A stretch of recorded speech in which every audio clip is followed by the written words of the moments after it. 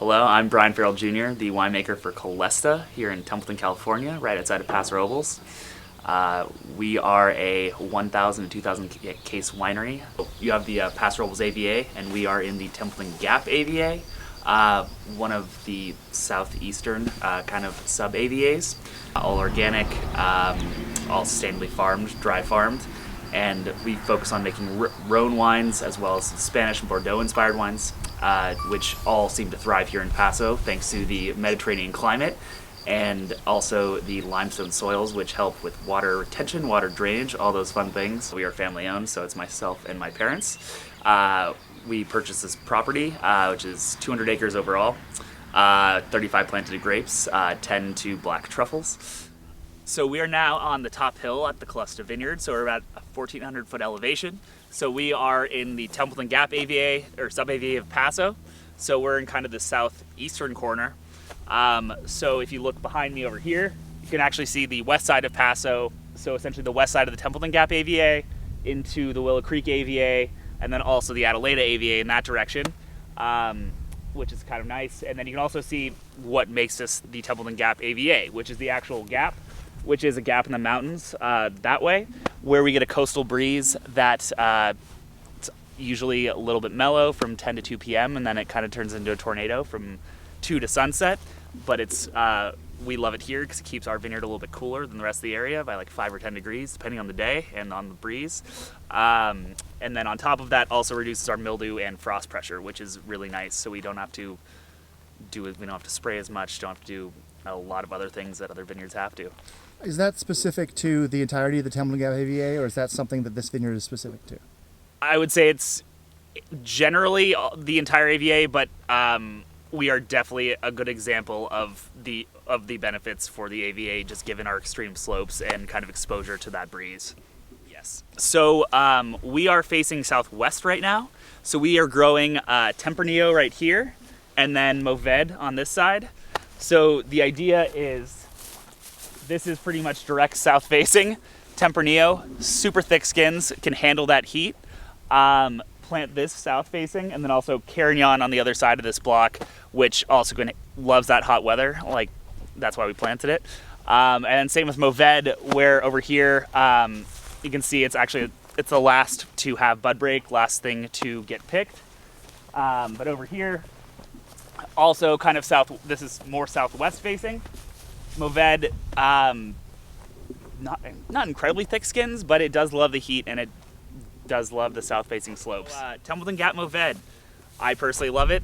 A little bit cooler than the rest of Paso, so we get a little more hang time and development and maturity on them. So one of our goals, Paso as a whole, for the longest time, has been known for big, jammy, high-alcohol, fruit-forward wines. Mourvèdre I love here because you can avoid all of that. So we pick it probably at 24.5 bricks or so. Makes like a 14.5% alcohol wine, but tastes incredibly savory, a lot of smoked meats, and less of that red fruit flavor that you can get with some of the other kind of warmer areas around Paso. We're in the Tempranillo for block 12B.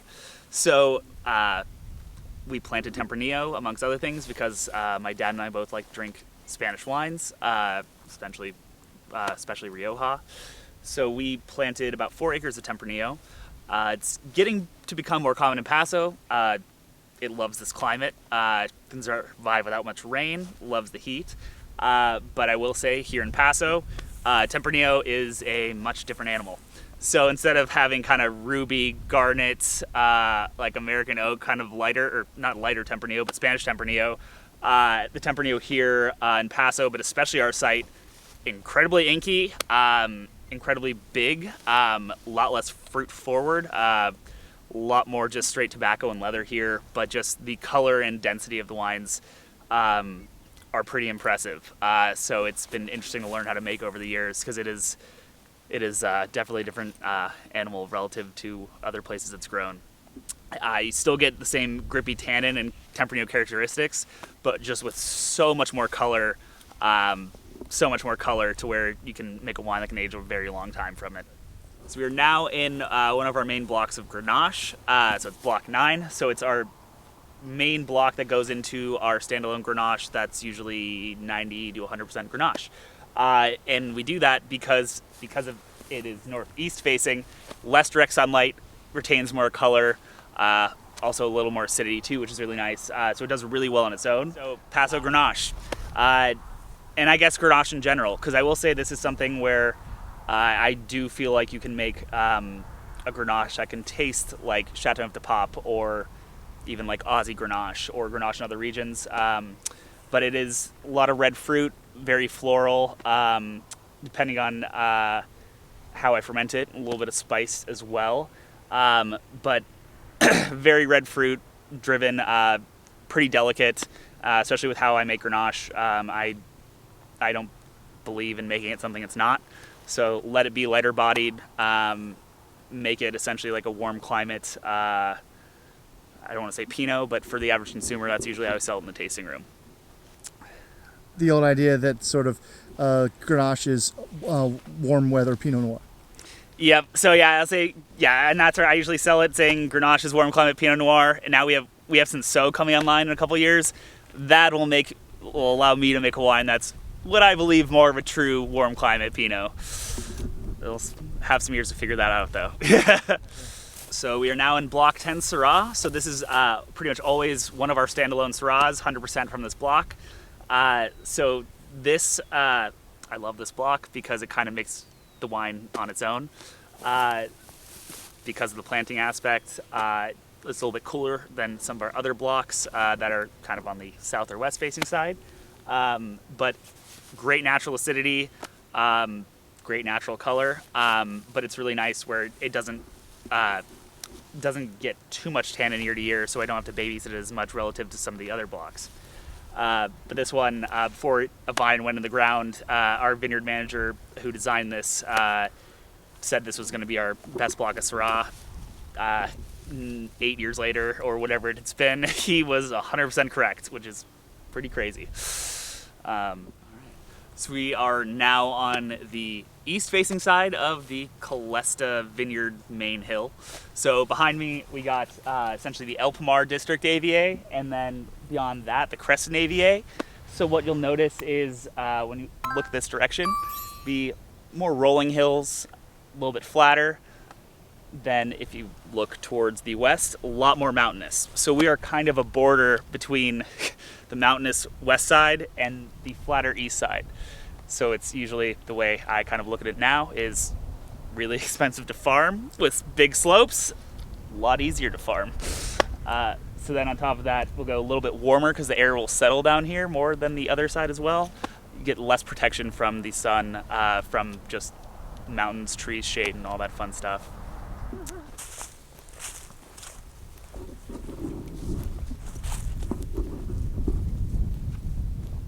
I'm here in the Templeton Gap sub-AVA of Paso Robles, California, with Brian Farrell, the winemaker of his family's Caelesta.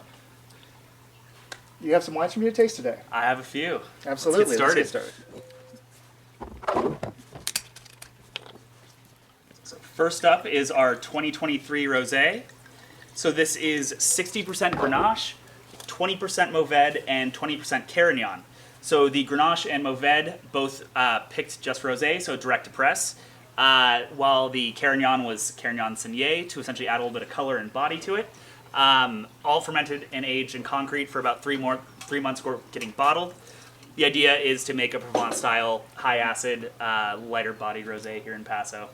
And all the fruit from your wines are estate grown. That is correct, minus I do one Chardonnay from BEEMAN'S Vineyard down in Santa Maria Valley. Well, I suppose that can be forgiven. That's a pretty good vineyard. I was excited to get into it. Absolutely. So yeah, this is light and fresh, and it's a nice warm spring rolling into summer day here in Paso. Yeah, I see what you mean. It's just light. This is refreshing. Yeah, fairly red fruit forward. Got some like watermelon Jolly Rancher in there. Mm-hmm.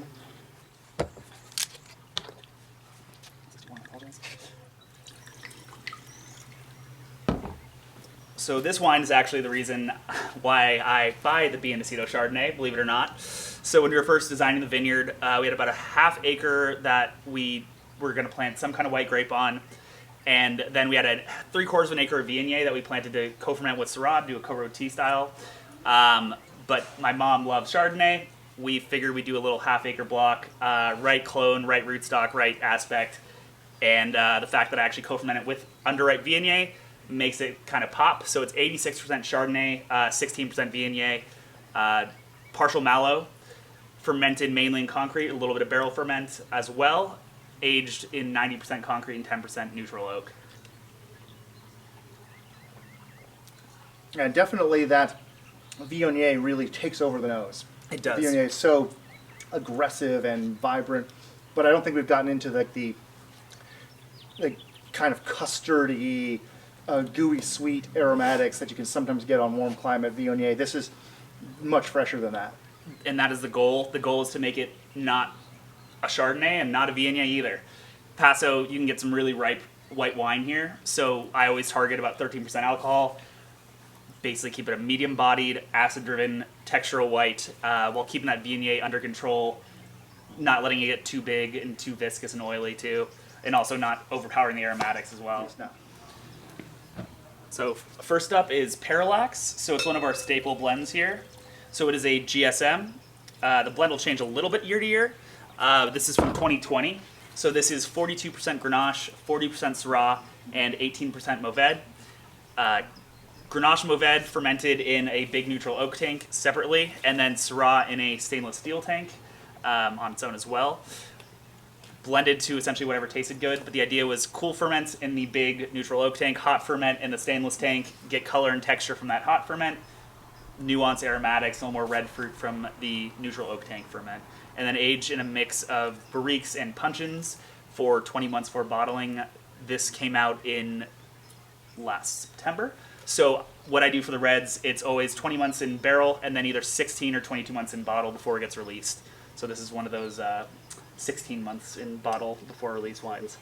Yeah, the color is bright and clear and very reflective, especially in the sunlight. It's just showing really pretty. Nose, I'm getting sort of red and purple fruits. Red and purple fruits. Definitely that Mourvèdre is showing up in the nose. So you get a little bit more savory barbecue notes from that. Mm-hmm.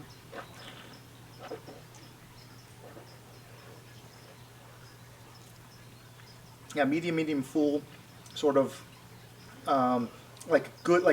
good premium Côte de Rhone kind of weight to it. Definitely. The Syrah, the bacon, the richness comes toward the end. Yeah, this is nice. This is very well balanced. This is really, it's got brightness, but it's also super savory. And I will say, in normal years, we do have more Mourvèdre in this blend, just not in 2020. We'd make a lot more Mourvèdre than that 2020 vintage let me. I'm always in favor of Mourvèdre, right? But so next up, so this is Apogee. So this is our Cab blend, or one of them, I should say. So this is 85% Cabernet Sauvignon, 15% Petite Syrah, co-fermented always. I stumbled upon doing that one of the first years I was making wine for the brand, and I really like what it does because it allows me to pick the Cab and Petite Syrah at leaner levels, but get the same amount of body, color, and structure without having the extra alcohol and kind of ripe flavors. So the goal is to make this smell and taste like a Cab, but just have a little more color and body from that Petite Syrah. Yeah, definitely get the black cassis on the nose, get like a lot of intensity, a lot of aromatic intensity, a lot of darkness. My goal is to have this smell like a supreme pizza with, pepperoni sausage with some bell pepper and olive on there too. Next up, this is our Block 10 Syrah. So depending on the vintage, I like to do at least 2 or 3 Syrahs, either single block or blends of different blocks, or sometimes a little bit of Grenache or Carignan blended in there. So this one, 100% Syrah from Block 10. So east-facing slope, really naturally balanced. Good amount of color, but not incredibly inky, but very restrained tannin, good plush texture. This one fermented in stainless steel, aged in about 50 or 60% new oak, but split between regular sized barriques and puncheons. So not overtly oaky by any means, but just adds a little bit to the mid palate, especially for this. Yeah, get so much of the blueberry, so much of like the hints of meat in here, savoriness. A little dustiness on the finish. That's real nice. So this is what I call kind of my more Coroti Syrah that I make. And this actually probably has about 1 or 2% Viognier in it, to be honest with you, but I didn't put on the label. So this is, like I said, one of the Syrahs. So this one, always 100%. Then block 6 is one of the other ones I do a single block with. But that one's my more Paso style Syrah, where it is gigantic and inky and needs to be decanted for an extra hour or so. Excellent, yeah. But this one's my personal favorite. Yeah, this is very food friendly. It's definitely New World, but it's definitely sort of done in like a respectful and food friendly way. I love a good Syrah. Me too. All right, so what do we have here? So this is called Voyager. So this is, the idea was to make kind of a northern Spanish blend. So this is 42% Tempranillo, 30% Syrah, 22% Cab, but then there's a little splash Petite Syrah at 6% that keeps it from being more of a Spanish blend. That actually goes away over time with the next vintages. But the idea was make something that you can get essentially some of the Cab characteristics when it comes to aromatics and some of the Cab tannin with some of the kind of graphite reductive Tempranillo characteristics, and then kind of use essentially the Syrah, the color of the Syrah and the texture with the Petite Syrah color and texture to make it kind of a wine where you get the best of both worlds for all of the grapes and kind of elevate them all.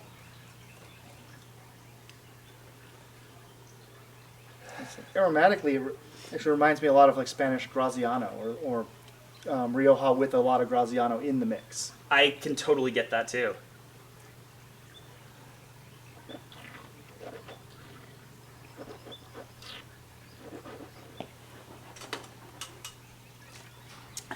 And pretty much anything with Tempranillo for us, that'll be one of the wines in that vintage release where it gets the extra 6 months of bottle aging because it makes it better. Yeah, makes it better, and people, if they're opening wine, as soon as they walk out the door, I feel a lot more confident if it gets a little bit of extra aging. Yeah, this is dark and it has a little bit of like pleasant astringency, probably the tannins doing their thing. I could see this taking a few more years to really come together and hit its peak. But, you know, any of our varietal Tempranillo or this, I always recommend, even after release, ideally aging it for a year or two. Gotcha. Or just decant for an hour. All right, so this is going to be, it's called Era. This is from 2022. So this is 70% Mourvèdre, 30% Cab. So this is one of our newer blends this is actually the first vintage of doing it. I slowly realized that Mourvèdre was fantastic off our site and I wanted to do something with it. So I initially played around with doing a second GSM, but Mourvèdre driven, before essentially having some of the Spanish wines that I really enjoy, just blind. It was actually Clio, and I really, really liked it. I had it blind, loved it, and I Googled it. I was like, oh, 70-30 Mourvèdre Cab. Then started messing around with barrels, just blending on my own for fun, and this is the product of it. What do you guys want? Okay, so here, I'll tell you what's in the tank. So Grenache with like 10 or 15% Carignan. We just had Era. Apollo is like 70 Cab, 30 Petite Syrah. Centauri's 85 Cab, remainder Grenache and Carignan. Voyager is basically 50-50 Cab Tempranillo. And then we have 100% Tempranillo and 100% Syrah. Oh, and then I also, no, we're gonna do something else first because that's why I got this out. Nice. So this is gonna get bottled on its own. So it'll be a mean 33 1/3 cases.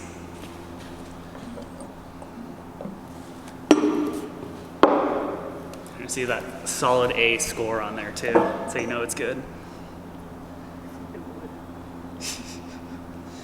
Yeah, you'll see, it's like funny, yeah, it's funny, like some of these, like when you see multiple scores on there, it's like, yeah, you give out some C's and D's occasionally, or just like that and tape over it, like don't take out that barrel. You just put like...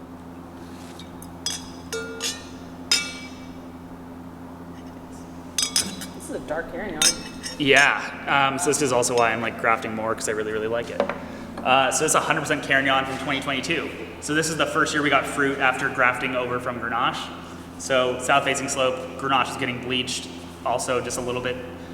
I didn't like the chemistry numbers when they were right. So we switched to Carignan, which can handle that direct sunlight a little bit better. So it's also great for on its own, but also blending with high acid and in Paso a lot of color too. So this one, nothing sexy, fermented in a plastic bin. It was only 3/4 of a ton, so I made this one barrel, and that's the only barrel I have of it on its own, and the rest had to go into another barrel to top it off because it was not enough for a second barrel. So yeah, this gets bottled on its own in a couple weeks. What was the chemistry when you picked it? It was like probably 25.5 bricks. I want to say it's like TA of like 6. Nice. Yeah, pH probably 3.5, 3.4, 3.5. It's really delicious. Thank you. Even right now. And this is technically 100% new oak, but it's the 300 liter barrel. It makes it a little less in your face. When do you assign a name to it? Is there a method to your madness? Is it just when it's time? So it's I still figure it out year to year, to be quite honest with you. Oh, really? Because like I was telling Austin before, I was like, you know, I've been cease and desisted for a couple names. Finding names that are not trademarked is a little bit difficult sometimes. So this one's just Kern. So basically, the idea is No, okay. no, it's clever. I call this Kern. Carry-On. It's a good name. Can't get sued for using the Can't grape get name. used to the